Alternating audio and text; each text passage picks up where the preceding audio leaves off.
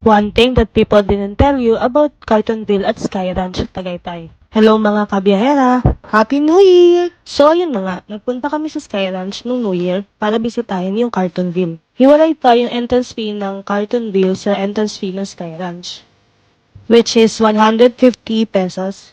Pati yung mga ibang attractions ay separate din yung bayad. Target namin dito yung giant slide pati yung gel blaster. For giant slide, you have the option to have 3 slides or unlimited slides. Yung price, nasa option na lang. Masaya tong giant slide, pero ang tip ko sa inyo, since 3 slides naman ang minimum, tansyahin nyo muna. Sabihin nyo na lang dun sa guide na huwag kayong paikutin. Kung alam nyo carry lang, dun na kayong magpaikot dun sa guide. Marami rin pwedeng paglibangan doon, lalo na for kids.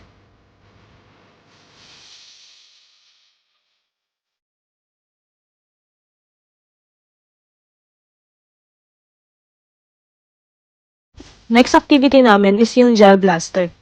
The option depends on the size of the blaster. Siyempre, yung kinuha namin, yung mas malaki para ramdam. Ilalagay ko na lang din ulit sa description yung prices. Sobrang na-enjoy din namin to.